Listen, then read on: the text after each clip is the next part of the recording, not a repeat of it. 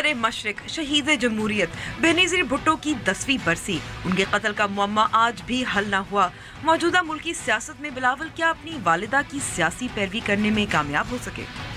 Private medical colleges case, भारी फीसें, तालीम का गिरता मयार और नामुनासिब सहूलियात। सुप्रीम कोर्ट ने तमाम प्राइवेट मेडिकल कॉलेजेस से 7 रोज में तहरीरी रिपोर्ट तलब कर ली। और गिलगित बल्तिस्तान में सूबाई हैसियत न मिलने तक टैक्स नफाज पर एहतजाज। क्या सीपेक प्रोजेक्ट में शाहरा किसी अहमियत वाले इलाके को सूबाई दर्जा मिल सकेगा? अस्सलाम वालेकुम and welcome to news wise. मैं हूं अंबर शमसी। 10 साल बीत गए। बेनज़ीर भुट्टो साहिबा अपने सियासी करियर के अगले मरहले में दाखिल होने जा रही थी जब उन्हें बेदर्दी से शहीद किया गया। ना पाकिस्तान और ना ही पाकिस्तान पीपल्स पार्टी इस साने से निमट सकी है। उनके कत्ल और जिम्मेदारान को सजा ना मिलना हमारी तारीख का ऐसा दाग है जो मिट नहीं पाया। उनके बेटे बिलावल भुट्टो ने वाज़ेह तौर पर कहा है कि हकीकत यह है कि साबिक फौजी आमिर परवेज़ मुशर्रफ ने कत्ल करवाया। परवेज़ मुशर्रफ बीबी कत्ल में अपने किरदार को रद्द करते आए हैं और कहते हैं कि एस्टैब्लिशमेंट में ऐसे पोशीदा अनासर हैं हो सकते हैं जो कत्ल में मुलव्विस थे। डॉन अखबार और BBC के हालिया तहकीकाती रिपोर्ट से जाहिर है कि एक कवर अप ज़रूर हुआ है। इसके अलावा प्रोग्राम में हम नज़र डालेंगे निजी मेडिकल कॉलेजेस पर। सुप्रीम कोर्ट के अज़खुद नोटिस पर मज़ीद नए मेडिकल कॉलेजेस की मंजूरी रोक दी गई, जबकि नए दाखिलों पर भी कतगन लगा दी गई है। फीसें आसमान को छूती हुई सहूलियात हैं नहीं। 103 निजी मेडिकल कॉलेजेस को निगरां इदारे PMDC ने किस तरह से इजाज़त दी? फाटा की हैसियत पर अब कौमी सियासत में बात चल रही है, लेकिन गिलगित बल्तिस्तान के इलाके को नज़रअंदाज किया जा रहा है। इलाके के लोग अब सिरापा एहतजाज हैं। गिलगित बल्तिस्तान में पीपल्स पार्टी के गुज़िश्ता दौर में कानून साज असम्बली कायम की गई, लेकिन इलाके को कौमी धारे में शामिल नहीं किया गया। हुकूमत पर दबाव डालने के इलाके के लोग टैक्स नहीं अदा कर रहे। जानेंगे कि रुकावट क्या है, कहाँ है? मकबूजा कश्मीर की वजह से या सीपेक की वजह से?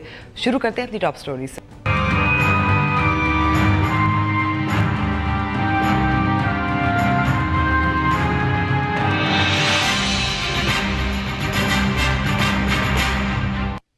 बीबी शहीद की 10वीं बरसी पर बात करने के लिए हमारे साथ मौजूद हैं सीनियर सहाफ़ी सुहेल वड़ाइच। बहुत बहुत शुक्रिया सुहेल साहब वक्त देने का। सुहेल साहब, 10 साल गुजर चुके हैं, लेकिन जो कातिल थे उनको सज़ा नहीं मिल पाई, बल्कि एक बहुत अहम सवाल जो अब पैदा हो रहा है कि उनको कत्ल आखिर क्यों किया गया, ये भी एक मुअम्मा है।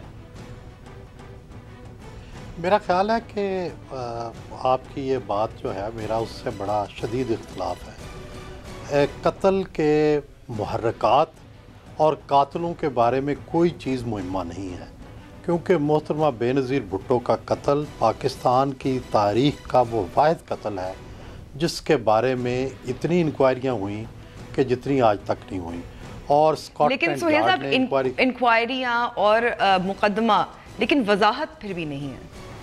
नहीं, मेरा ख्याल है कि यही तो मेरा आपसे बड़ा इख्तिलाफ है कि देखें, बड़ी वाज़े तौर पर जो लिंक्स हैं वो उसामा बिन लादन तक जाते हैं, ऐमन ज़वाहिरी तक जाते हैं, और मुस्तफ़ा अबू यज़ीद या सईदुल मिस्री उन्होंने ख़ुद ज़िम्मेदारी कबूल की। और बाकायदा ये रिकॉर्ड मौजूद है तालिबान के मैगज़ीन्स के अंदर, उनके अपने रिकॉर्ड्स के अंदर, कि उन्होंने एक मजलिस शूरा बनाई जिसमें हर तालिबान ग्रुप के 4 लोग शामिल थे। उसके अंदर ये फ़ैसला हुआ, फतवा लिया गया कि मोहतरमा बेनज़ीर भुट्टो को मारना जायज़ है, और उसके बाद ये ग्रुपों की ज़िम्मेदारी लगाई गई। एक ग्रुप ने लॉजिस्टिक फ्राहम की, एक ग्रुप ने ख़ुदकुश जैकेट दी, एक ग्रुप ने बंदा दिया। वो बंदे 2 जो थे सईद और बिलाल और इकरामुल्लाह, वो पिंडी भेजे गए। वहाँ जो थे रफ़ाकत और हसनैन नामी 2 लोग थे जिनकी अपनी टैक्सी थी, वो ख़ुदकुश बम्बार को वहाँ लेके आए। इनके हैंडलर जो थे वह नसरुल्लाह उर्फ़ अहमद और कारी नादर उर्फ़ इस्माइल थे, जो कोड़ा खटक के अंदर थे, जामिया हकानिया के अंदर। वहाँ मीटिंग्स हुई, वहाँ साजिश तैयार हुई, वहाँ से ये ख़ुदकुश बम्बार को पिंडी छोड़ के गए। और फिर आगे सारा फोरेंसिक रिकॉर्ड है जो कि स्कॉटलैंड यार्ड, अमेरिका की लेबॉर्ट्रियों और यूरोपियन लेबॉर्ट्रियों के अंदर चेक हुआ। तो फोरेंसिक जी सुहेल साहब, फोरेंसिक रिकॉर्ड पे कुछ जाहिर है सवालात हैं, क्योंकि जो जाए वक़ूआ था वो धो दिया गया था, लेकिन जो आप बात कर रहे हैं ये جو کچھ انویسٹیگیشن جو 10 سال میں ہوئی ہیں وہ تو سامنے آ چکی ہیں, حالیہ رپورٹس بھی شائع ہوئی ہیں, لیکن کچھ حالیہ انٹرویوز بھی سامنے آئے ہیں اور کچھ پرانی باتیں کچھ نئی باتیں. اب بلاول بھٹو پرویز مشرف پہ ذمہ داری ڈالتے ہیں. دیکھیں, اس قتل کے دو پہلو ہیں جن کو ہم کنفیوز کر جاتے ہیں. ایک ہیں وہ عوامل جنہوں نے کوتاہی کی, جنہوں نے غفلت کی, جنہوں نے جتنی پرواہ کرنی چاہیے تھی وہ کی.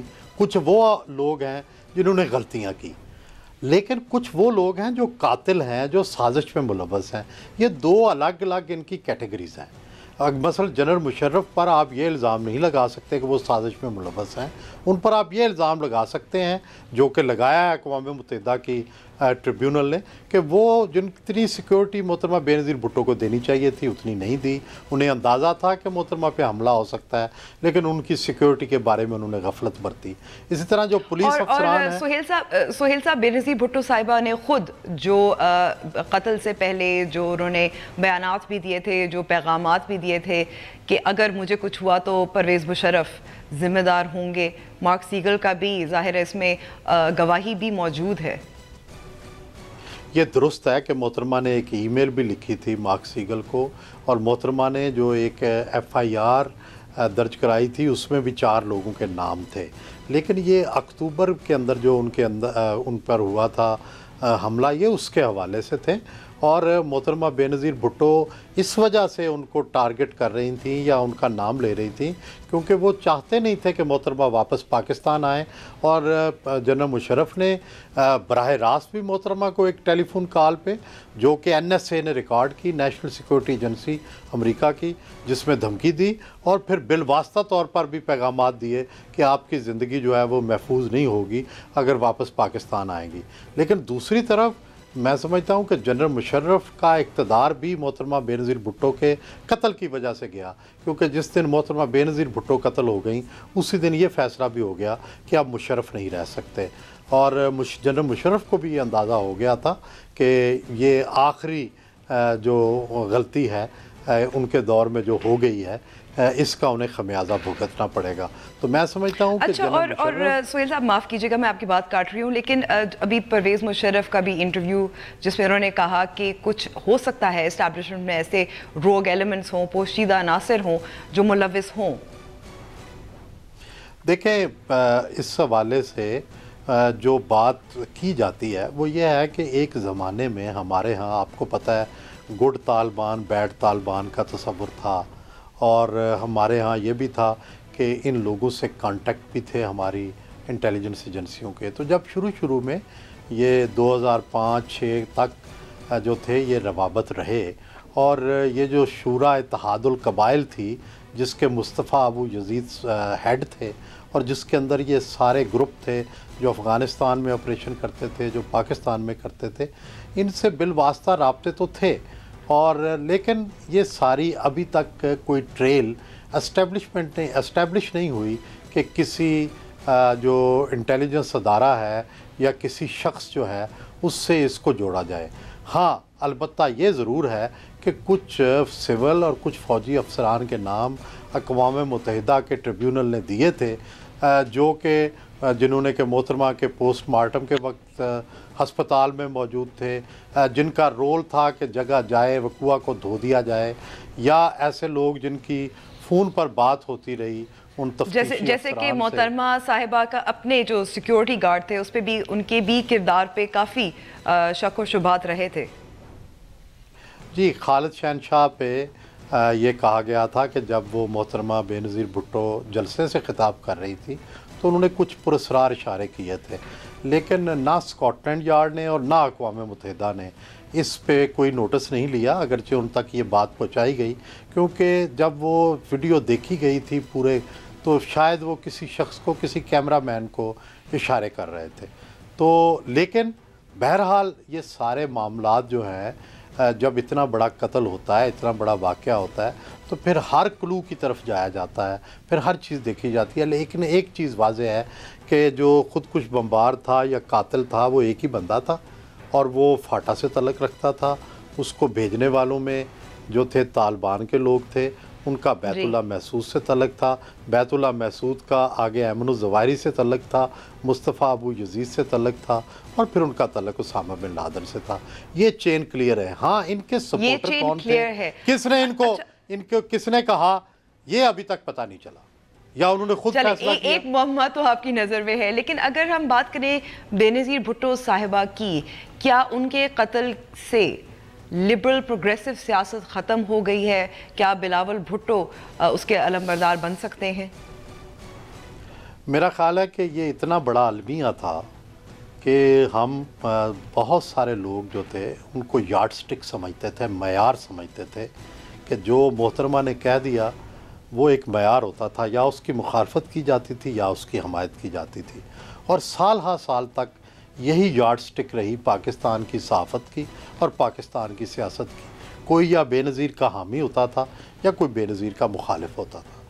تو بلاول صاحب جو ہیں وہ ابھی تک وہ سرا نہیں پکڑ سکے جو کہ اینٹی اسٹیبلشمنٹ، پرو پور، پرو ڈپرائیوڈ کلاسز جو پیپلز پارٹی ہوتی تھی، لبرل پروگریسو، وہ سرا جس دن، اگرچہ انہوں نے طالبان کے خلاف بڑا بولڈ سٹینس لیا اور مشکل وقت میں باتیں کی ایسی جو کوئی نہیں کرتا تھا، لیکن یہ بھی یاد رکھیں کہ ابھی تک وہ اپنے آپ کو لیبر پور پیزنٹری سے اپنے آپ کو جوڑ نہیں سکے جو کہ محترمہ اور بھٹو صاحب جوڑنے میں کامیاب رہے تھے۔ کیا ایک وجہ یہ ہے کہ وہ پاکستانی سیاست کے مزاج کو سمجھ نہیں سکے، داو پیچ؟ نہیں، میرا خیال ہے کہ وہ تاریخ کے ایسے لمحے پہ آئے ہیں جب کہ پاکستان کی سیاسی تاریخ اور طبقات تبدیل ہو رہے ہیں، جب کہ مڈل کلاس پالیٹکس کا زمانہ جو ہے وہ شروع ہو چکا ہے۔ جو دونوں بڑی پارٹیاں ہیں، پی ٹی آئی اور پی ایم ایل این، دونوں مڈل کلاس کو ریپرزینٹ کرتی ہیں، اور جو شرنک ہو گئی ہے لوور کلاسز کی پالیٹکس، اور وہ سارے چلے گئے ہیں دو میجر پارٹیز کے اندر، اور پیپلز پارٹی کوئی نیا نعرہ نہیں لے کے آئی بھٹو صاحب کی طرح کہ جو پور کلاسز کو اور لوور مڈل کو اٹریکٹ کر سکے۔ تو کیا یہی وجہ ہے کہ پھر بھٹو کا نام، بھٹو کا ورثہ پھر اسی لیے استعمال کرنا پڑ رہا ہے؟ کیونکہ دوسری طرف تو گورننس کا بھی ایشو ہے، اب تو کمپٹیشن، مقابلہ گورننس کا بھی ہونے لگا ہے۔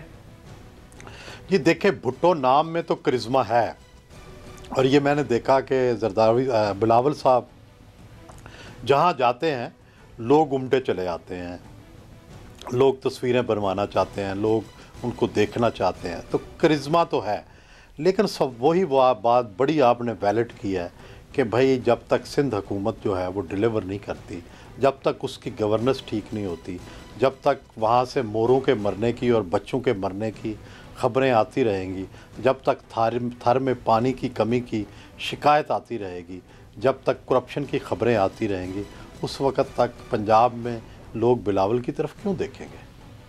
تو آپ کو لگتا ہے کہ پیپلز پارٹی میں شاید جو بدلا ہوا پاکستان ہے، کیونکہ ایک طرف تو آصف علی زرداری کی سیاست اور سیاسی دانش کی بہت بات ہوتی ہے، لیکن کیا وہ سمجھ پائے ہیں کہ پاکستان بدل گیا ہے؟ اب کارکردگی جو ہے بہت بڑا میسج ہے، بہت بڑی کیا کہتے ہیں، it's become much more important in Pakistani politics.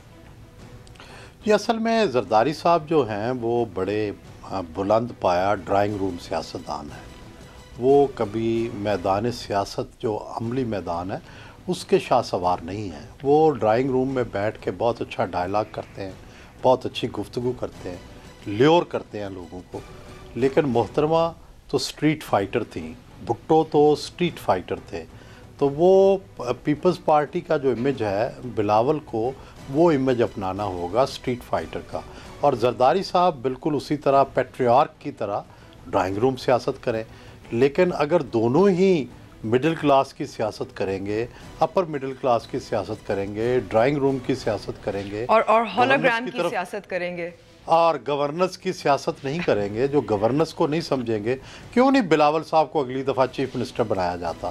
Chief minister Sindh بنے، اور جب پیپلز پارٹی کو اگر میجارٹی ملے تو ثابت کریں کہ he can be a good administrator, he can be a good chief minister, اور پھر ڈیلیور کریں، اور پھر اس سے اگلے الیکشن میں آئیں، دیکھیں لوگ ان کو ووٹ دیں گے۔ لیکن اگر وہ ڈیلیور نہ کریں، وہ اگر گورننس نہ دیں تو پھر ظاہر ہے سوال رہے گا۔ سہیل وڑاج صاحب بہت بہت شکریہ ہمیں وقت دینے کا لیتے ہیں۔ ایک بریک کے بعد ہم بات کریں گے نجی میڈیکل کالجز کی۔ سپریم کورٹ نے نئے ایڈمیشن اور نئے کالجز کو کیوں روکا؟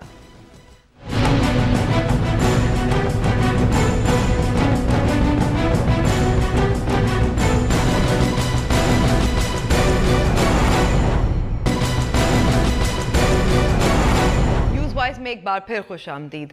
سپریم کورٹ نے از خود نوٹس پر پرائیویٹ میڈیکل کالجز کی نئے داخلے روک دیے اور نئے کالجز کی منظوری بھی روک دی ہے۔ وجہ کیا ہے، اس کا حل کیا ہے، اس پر بات کرنے کے لیے ہمارے ساتھ موجود ہے خاقان وحید خواجہ صاحب جو جنرل سیکرٹری ہیں پاکستان ایسوسی ایشن میڈیکل ڈینٹل انسٹیٹیوشنز کے، اور ڈاکٹر عامر بندیشہ جو کاؤنسل ممبر ہے پی ایم ڈی سی کے۔ آپ دونوں کا بہت بہت شکریہ وقت دینے کا۔ سب سے پہلے تو ڈاکٹر عامر آپ سے میں سوال پوچھوں گی کہ جب فیسوں میں اضافہ ہوتا رہا ہے تو یہ پی ایم ڈی سی کا کام تھا ریگولیٹ کرنے کا، اس پہ کنٹرول کرنے کا، یا نہیں؟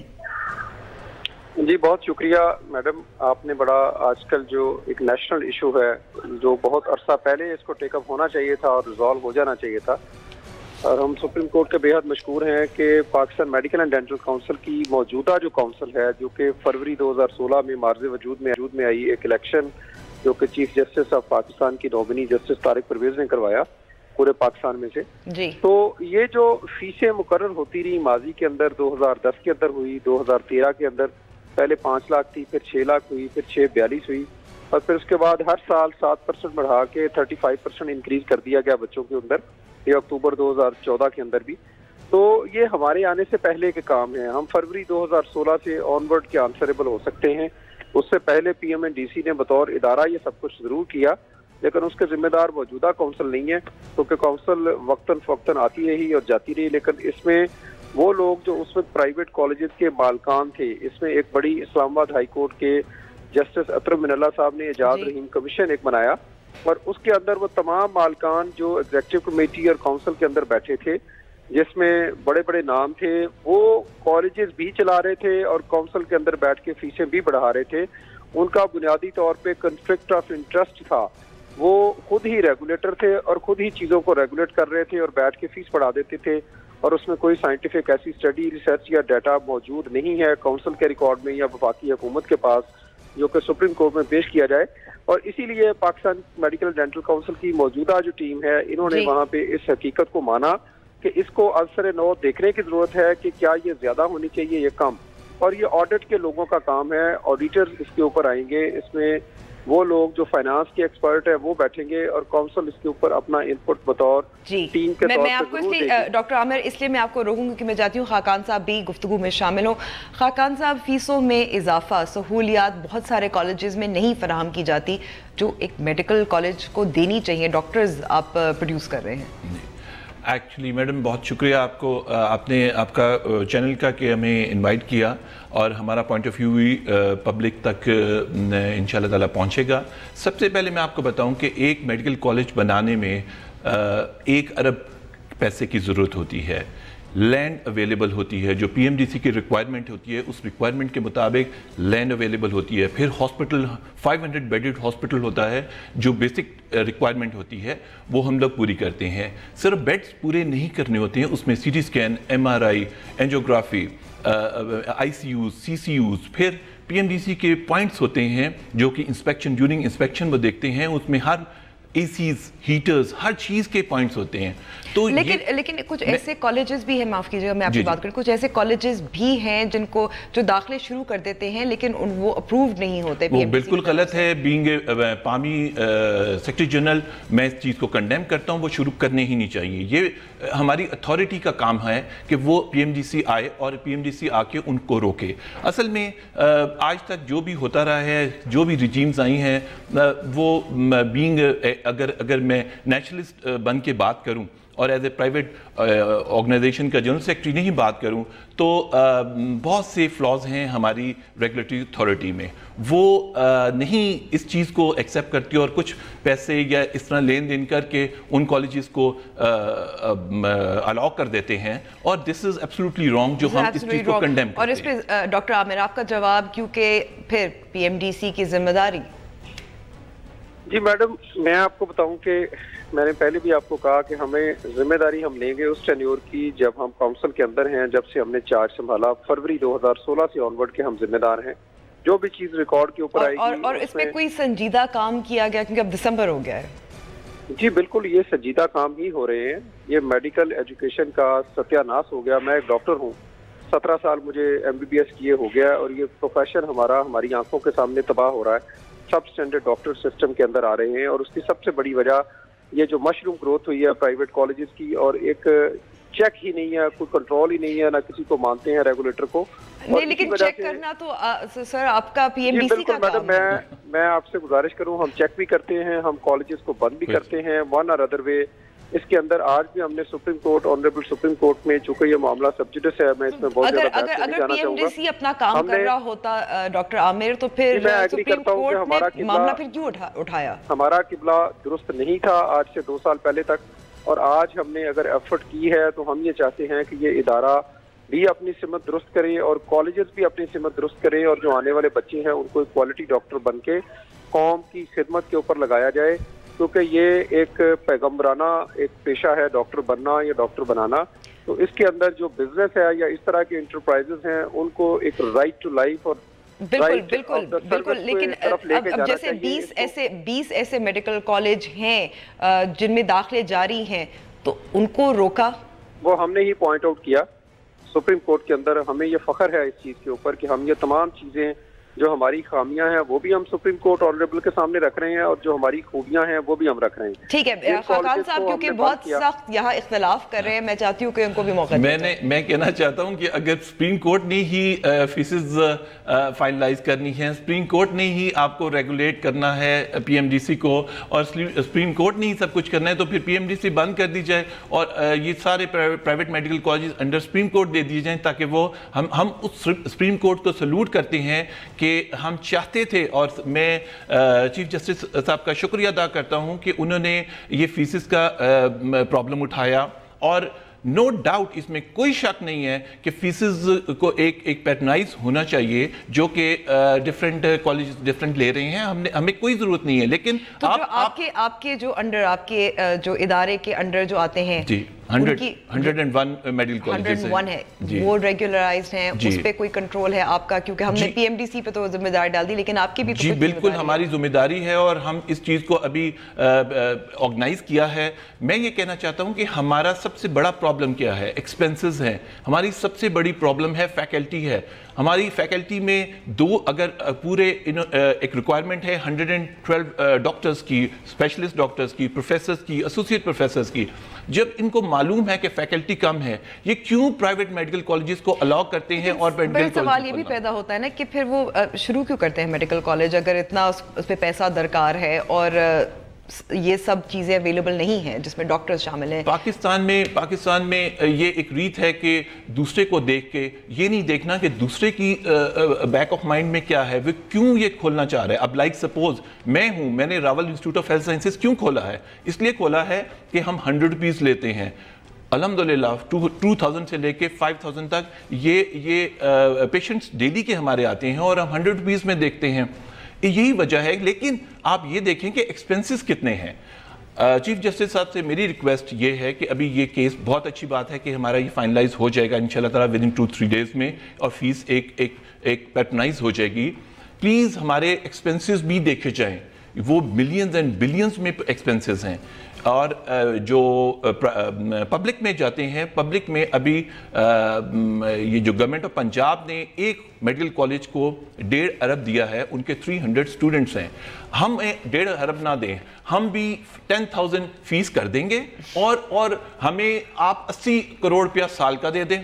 میں ابھی اوتھ لیتا ہوں آپ کے سامنے بھی اور سب کے سامنے بھی کہ میرے سارے میڈیکل کالجز سلوٹ کریں گے کہ ٹھیک ہے جی ہم صرف 10,000 فیس لیں گے، پبلک میں 5,000. لیکن جیسے گورنمنٹ کالجز کو رعایت ملتی ہے، آپ کہتے ہیں کہ آپ کو بھی کچھ دیا جائے.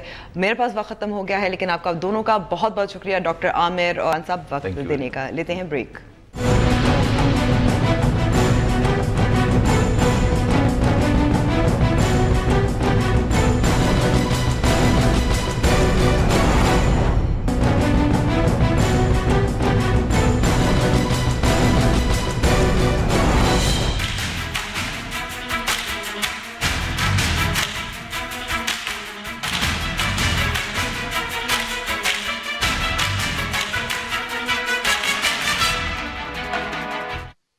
گلگت بلتستان میں شٹر ڈاؤن ہڑتال اور لانگ مارچ. مطالبہ ہزاروں مظاہرین کا یہ ہے کہ وہ ٹیکس نہیں دیں گے اور وہ چاہتے ہیں کہ گلگت بلتستان کا جو آئینی حیثیت ہے اس کو سیٹل کیا جائے. اس پہ بات کرنے کے لیے ہمارے ساتھ موجود ہیں وزیر اعلیٰ گلگت بلتستان حفیظ الرحمان. بہت بہت شکریہ حفیظ الرحمان صاحب ہمیں وقت دینے کا. سب سے پہلے حفیظ صاحب آپ سے میں سوال یہ پوچھنا چاہوں گی کہ گلگت بلتستان آرڈیننس 2009 کی آپ نے پیپلز پارٹی کے دور میں مخالفت کی تھی اور اب آپ اس کی حمایت کر رہے ہیں. دیکھیں یہ ایک تو آپ کو شاید کسی نے غلط بتایا ہے. جب یہ ایکٹ پیپلز پارٹی نے 2012 میں منظور کیا تو ہم نے یہ جی میں آپ سے عرض کر رہا ہوں، جب 2012 میں پیپلز پارٹی نے یہ ایکٹ پاس کیا تو ہماری پارٹی اپوزیشن میں تھی. ریکارڈ کی بات ہے کہ ہم نے اس ایکٹ کی مخالفت نہیں کی، حمایت بھی نہیں کی. اب صورتحال یہ ہے لیکن اب آپ حمایت کر رہے ہیں. اس وقت آپ نے نیوٹرل پوزیشن لی. دیکھیں میری گزارش سن لیں، یہ بڑا حساس ایشو ہے. اس کو اگر آپ پوری بات مجھے کرنے دیں گے تو پھر شاید مسئلہ سمجھ آئے گا. 2012 سے یہ ٹیکس کا نظام چلتا رہا. کبھی ہم نے اس میں کچھ ریفارمز کی بات کی. نواز شریف صاحب جب گلگت آئے ایز اے پرائم منسٹر تو ہم نے ایز اے چیئرمین کونسل ہم نے ان سے ریکویسٹ کی کہ آپ یہ ٹیکس کے اندر کچھ ریفارمز کریں. پرائم منسٹر اس وقت کے نواز شریف صاحب نے ایک ٹیکس ریفارم کمیٹی بنائی جس کے اندر پیپلز پارٹی سے جو غلطیاں ہوئی تھی وہ یہ تھی کہ اس ٹیکس کے اندر جو ہے وہ لوکل لوگوں کو کوئی چھوٹ نہیں دی گئی تھی. ہم نے سب سے پہلے اس ٹیکس کے اندر جو لوکل جو آپ کا کارپوریٹ سیکٹر ہے اس کو 50% ہم نے ٹیکس سے ایگزمپٹ کروایا. دوسرا یہ ہے کہ سرکاری ملازمین کے اوپر 50% ٹیکس ہم نے لاگو کیا جو جی بی کے اندر موجود ہے. اس کے بعد پھر فائنانس بل نافذ ہوا یہ ود ہولڈنگ ٹیکس کا، جس میں بینک ٹو بینک ٹرانزیکشن اور چھوٹی موٹی ٹرانزیکشن پہ بھی پیسے کٹنے شروع ہوئے. پھر تاجروں نے اس کو ایشو بنایا، ہم نے بھی اس کو ایشو بنایا. پھر ہم نے جو پرائم منسٹر ہیں موجودہ حفیظ صاحب 2015 سے آپ وزیر اعلیٰ ہیں تو اس کو ابھی تک حل کیوں نہیں کر پائے؟ اب آپ نے میاں نواز شریف کی بات کی، ابھی وزیر اعظم شاہد خاقان عباسی نے پچھلے مہینے ہی اسی مہینے حال ہی میں انہوں نے پھر وعدہ کیا تھا. دیکھیں ہم نے جو پچھلی میٹنگ ہوئی تھی کمیٹی کی اپنی گلگت بلتستان کے اندر ایک کونسل ہے جس کا چیئرمین پرائم منسٹر ہے. اس کونسل کی ہم نے اسکردو میں میٹنگ بلوائی. اس وقت جو تاجروں نے ہمیں مطالبہ کیا تھا وہ یہ کیا تھا کہ جو کیش کے وڈراول کے اوپر جو ٹیکس لگا ہوا ہے وہ ایگزمپٹ کر دیا جائے 50,000 سے نیچے. ہم نے اس مطالبے کو پرائم منسٹر کے سامنے رکھا. اسکردو کے اندر اس کی میٹنگ ہوئی جی بی کونسل کی. اس میٹنگ کے اندر یہ امینڈمنٹ اپروو ہو گئی. اس کے بعد پھر ان انجمن تاجران کے ساتھ ہماری ڈیٹیل میٹنگ ہوئی 1 گھنٹے 2 گھنٹے کی، اور اس میں ان کے سامنے ہم نے رکھا کہ اگر آپ یہ جو آرڈر ہے 2012 کا ایکٹ اس کو ختم کر دیتے ہیں تو سی پیک کے تحت جو یہاں بزنس ایکٹیویٹی ہونی ہے اس سے ٹیکس کلیکشن کیسے ہوگی؟ گلگت بلتستان کے اندر جو نیشنل اور ملٹی نیشنل کمپنیاں بزنس کریں گی ان سے آپ کیا وصول کریں گے؟ اور اس کے ساتھ جو کرپشن ہے اس کو آپ کیسے روکیں گے؟ مطلب آپ کے پاس اکاؤنٹیبلٹی کا لا ہی نہیں ہے. جی حفیظ صاحب میں یہاں آپ کو روکوں گی. ہمارے ساتھ ڈان اخبار کے گلگت بلتستان میں نمائندہ جمیل نگری بھی موجود ہے. جمیل آپ کا بہت بہت شکریہ وقت دینے کا. جمیل اس ہڑتال کو کئی دن گزر چکے ہیں، صورتحال اس وقت کیا ہے؟ इस वक्त सूरत ये मैडम कि 7 दिनों के मुसलसल स्ट्राइक्स हुए, धरने हुए और कल से लॉन्ग मार्च शुरू हुआ और सिकरदू से चल पड़ा था, अभी रास्ते में है। अभी थोड़ी देर पहले हुकूमती नुमाइंदे, पार्लिमानी कमेटी और प्रोटेस्टिंग पार्टीज के दरमियान एक मुआहदा तय पाया, जिसके मुताबिक उसके निकात कुछ इस तरह है कि अंजुमन ताजिरान और हुकूमती जो पार्लिमानी कमेटी है उनके दरमियान मुआहदा हुआ। मुआहदे के मुताबिक जो है तवील मुज़ाकरात हुए। मुज़ाकरात के बाद मुसौदे के सिफारिशात पर इत्तेफाक हुआ। सिफारिशात का मुआहदा के जो निकात ये है कि इन सिफारिशात की मंजूरी के लिए पार्लिमानी कमेटी और एक्शन कमेटी जो प्रोटेस्टिंग पार्टीज है, अंजुमन ताजिरान के जिम्मेदारान और हुकूमती नुमाइंदे इस्लामाबाद रवाना होंगे।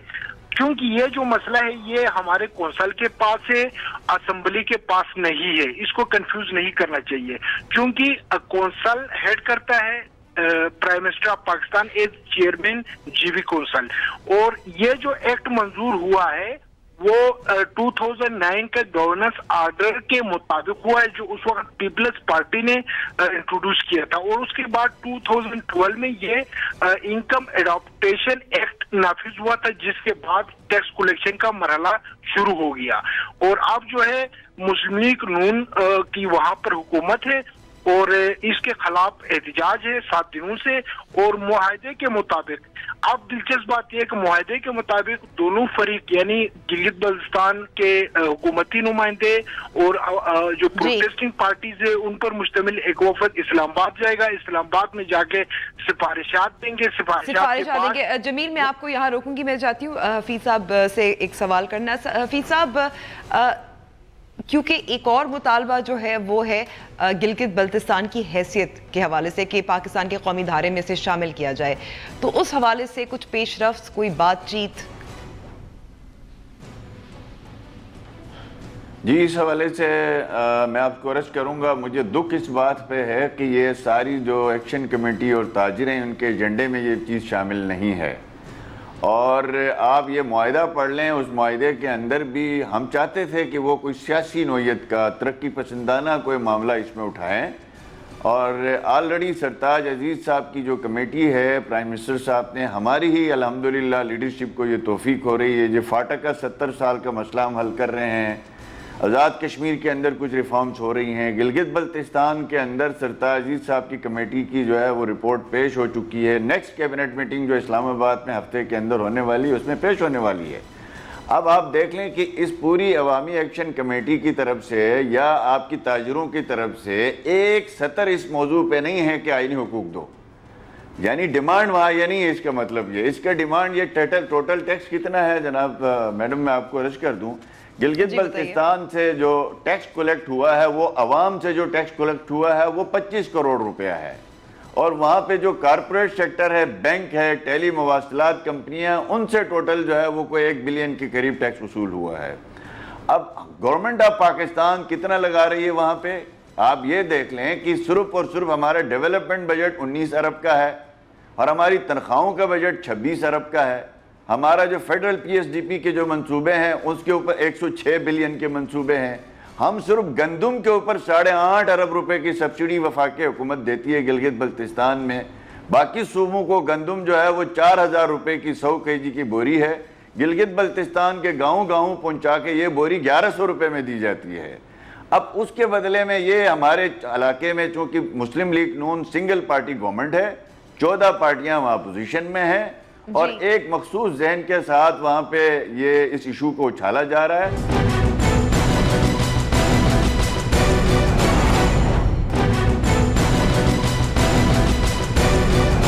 देखिए हफीज साहब, जाहिर है आपने कहा कि पाकिस्तान मुस्लिम लीग नून सरताज अजीज साहब का भी आपने जिक्र किया। फाटा का मामला शोर मच कर अब यहाँ तक पहुँचा कि शायद आगे बढ़े, लेकिन गिलगित बल्तिस्तान की जो कानूनी हैसियत है उसे तो नज़रअंदाज करते आए हैं। देखें जी, ये मैं आपसे अर्ज करूँगा कि 70 साल से फाटा का भी मसला भी लटका हुआ था ना, तो किसी ने उसकी तरफ ध्यान क्यों नहीं दिया? गिलगित बल्तिस्तान का मसला भी तो 70 साल से है, हमारी गवर्नमेंट कोई 70 सालों से तो नहीं है। यकीनन जो 70 साल के मसले हैं उनको सुलझाने के लिए कम से कम 170 दिन तो लगते हैं जी। हम तो बहुत सीरियस हैं इस इशू पे। देखिए अब पाकिस्तान मुस्लिम लीग नून की हुकूमत को 4 साल तो गुजर गए हैं। अल्हम्दुलिल्लाह 4 साल में हमने रिफॉर्म्स किए हैं, डेवलपमेंट की है, तामीर और तरक्की का सफर शुरू किया है। हमारे लीडर नवाज शरीफ साहब ने क्या अभी देखें रुकावट गिलगित बल्तिस्तान के अंदर भी रुकावट है। आईनी हुकूक के हवाले से गिलगित बल्तिस्तान में, मेरी बात सुने, गिलगित बल्तिस्तान के अंदर भी कुछ रुकावटें मौजूद हैं, इस्लामाबाद के अंदर भी कुछ इश्यूज मौजूद हैं, इंटरनेशनल लेवल पे भी कुछ इश्यूज मौजूद हैं। अब बहरहाल ये जो मुआहिदा है हमारे ताजिर भाइयों के साथ, सवाल मैं यही आपसे पूछना चाह रही हूँ कि रुकावटें क्या हैं तो उससे हम देखें, मैं बहुत सी ऐसी नेशनल स्ट्रेटेजिक इश्यूज हैं, शायद मैं इंडोर तो मैं बात कर सकता हूं, कैमरे पे बात करना मेरे ओथ की उसकी इजाजत नहीं देती, लेकिन कुछ मसले ऐसे हैं। आप शायद डिटेल्स या तफसीलात ना दे सकें, लेकिन मालूम तो हमें है, एक तो मसला जो है वो मकबूजा कश्मीर का है, दूसरी तरफ मसला जो है वो शायद सीपैक का है। ज्यादा रुकावट फिर क्या है? इंटरनेशनल देखें, इसमें तो गिलगित बल्तिस्तान और दुनिया में हर शख्स को यह मालूम है कि गिलगित बल्तिस्तान जो है मसला कश्मीर का हिस्सा है, इस वजह से ये कॉम्प्लिकेटेड है, और कश्मीर का हिस्सा नहीं है, मसला कश्मीर का ये हिस्सा है, इस वजह से थोड़े से इश्यूज हैं। अल्हम्दुलिल्लाह उस पर भी हमने तमाम स्टेक होल्डर, चाहे आपके डिफेंस के हों, चाहे आपके पॉलिटिकल पार्टीज हों, चाहे रीजनल पार्टीज हों, इन सबको हमने एतमाद में लिया है और उसको आगे बढ़ा रहे हैं। असेंबली में कंसेंसस पैदा किया है। अब हम यही समझते हैं कि अब तो ये बात रह गई, अब तो आगे बात जी हमने तो कोई टैक्स नहीं देना है, लिहाजा हमें हुकूक भी नहीं चाहिए। अगर वहां ये मूवमेंट होती गिलगित बल्तिस्तान के आईनी स्टेटस के लिए तो मुझे बड़ी खुशी होती जाती तौर पे। और ये मूवमेंट किस लिए है कि 25 करोड़ रुपया टैक्स, वो भी चंद ठेकेदारों का टैक्स है और चंद टेली मवासलात की कंपनियों का टैक्स है। कोई अरबों खरबों का बजट वहां से कोई टैक्स वसूल नहीं किया जा रहा है। जरा आप ये देख लें कि मसला ये है हफीज साहब कि आपके लोग क्योंकि काफी बड़ी तादाद लोग जो मुजाहिरा कर रहे हैं, जो इस मुजाहिरे में शामिल है, लॉन्ग मार्च में शामिल है, तो आप इधर इस्लामाबाद में हैं, लेकिन वहां तो मसला चल रहा है ना?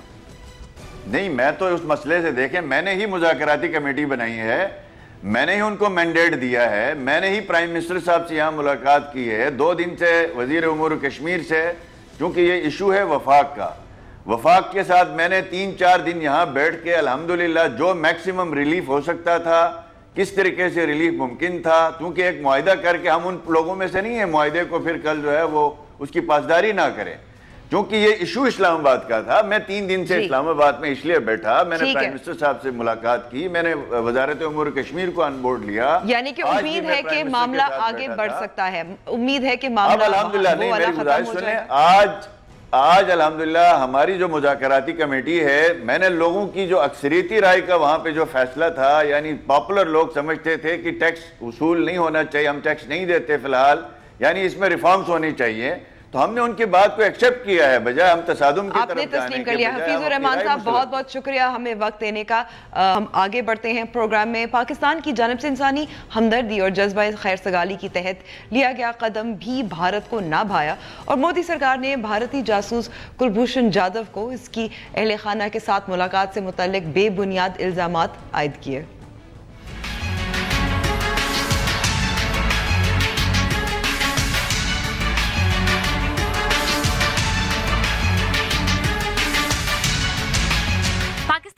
सजा पाने वाले भारतीय जासूस कुलभूषण यादव से उनकी वालदा और अहलिया की मुलाकात के एक रोज बाद भारतीय सरकार ने रवायती अंदाज अपनाते हुए पाकिस्तान पर घटिया इल्जामात की बौछार कर दी। मुलाकात के 24 घंटे गुजरने के बाद भारतीय वजारत खारजा के तर्जुमान रवेश कुमार ने इल्जाम आयद किया कि पाकिस्तान हुकूमत ने कुलभूषण की फैमिली की तौहीन की और मुलाकात का जो तरीकाकार इख्तियार किया गया वो तयशुदा असूलों से मुख्तलिफ था। रवेश कुमार का कहना था कि पाकिस्तानी एहलकारों ने मुलाकात से पहले कुलभूषण की वालदा और अहलिया के मंगलसूत्र, चूड़ियां और जूते उतरवा लिए, जिससे उनकी मजहबी जज्बात मजरूह हुए।